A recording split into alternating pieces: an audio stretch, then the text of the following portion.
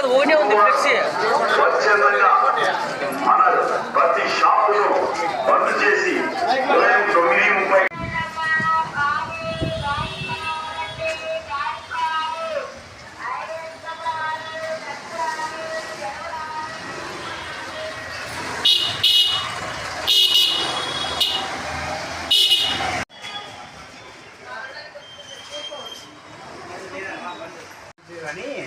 అందుకు బంద్ చేశారు.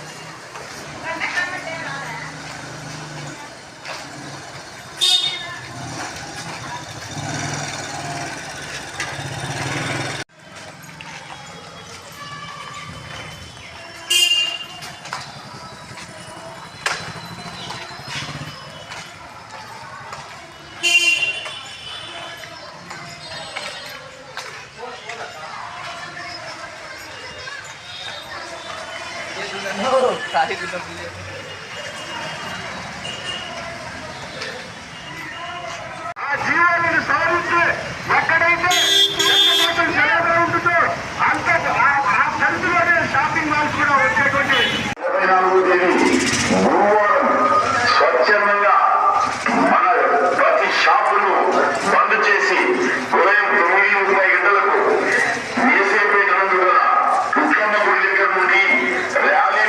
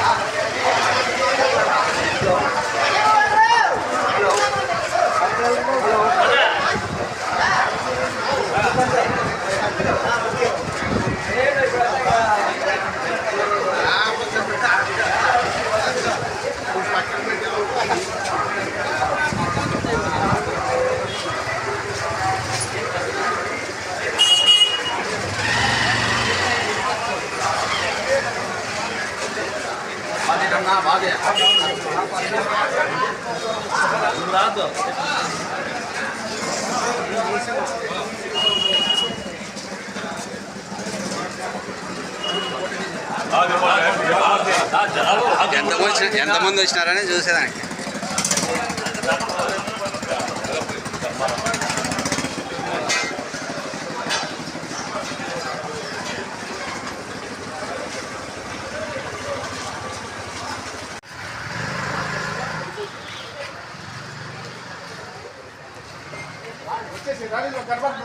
పలకరీలు అది వచ్చి కరెక్టా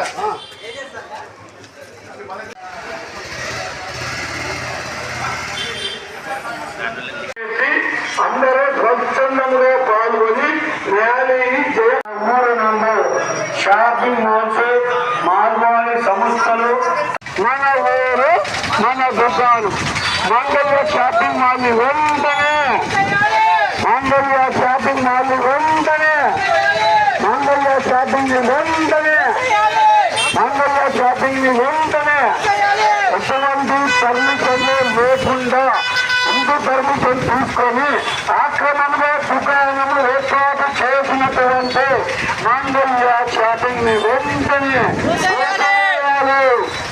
మన ఊరు మన దుకాణం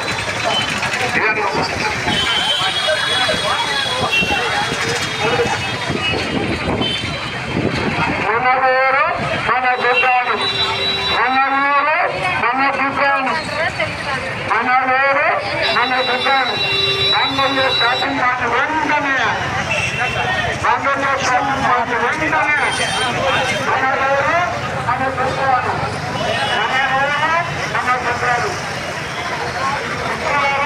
అందరూ క్రమశిక్షణగా వచ్చి 2024 గురువారం రోజున ఉదయం 10 గంటలకు మంగళ్య షాపింగ్ మాల్ ఎదురుగా 10 ధర్నాను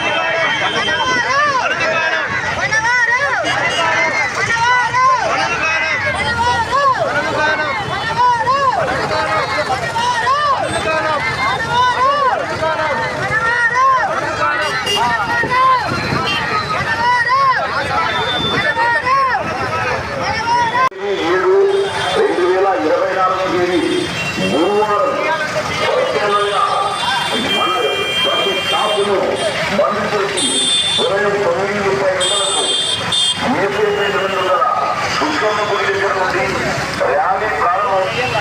ధర్మవరం పట్టుచీరల వ్యాపారస్తులకు, రైల్వే టెక్స్టైల్స్ వ్యాపారస్తులకు మరియు ఈ వస్త్ర రంగం మీద దయచేసి అందరూ వెళ్తూ వెళ్ళండి, స్త్రీలను గౌరవించండి.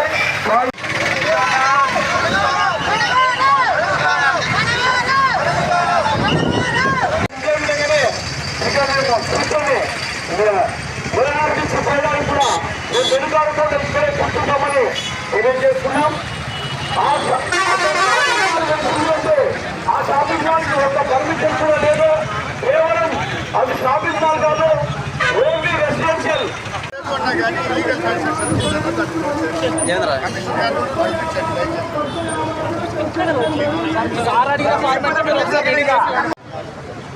ఈ పరిస్థితుల్లో వీళ్ళు వచ్చి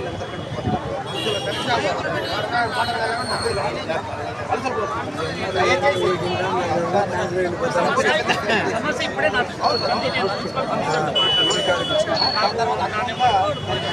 వార్డు నెంబరు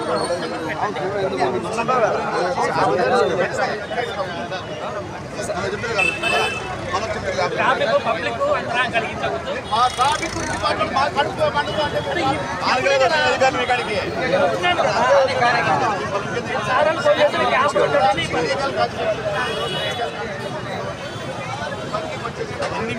చేసినటువంటి వస్త్ర వ్యాపారులందరికీ ఈ ర్యాలీని విజయం చేసినందుకు ప్రతి ఒక్కరికి పేరు పేరున కృతజ్ఞతలు తెలియజేసుకుంటున్నాం.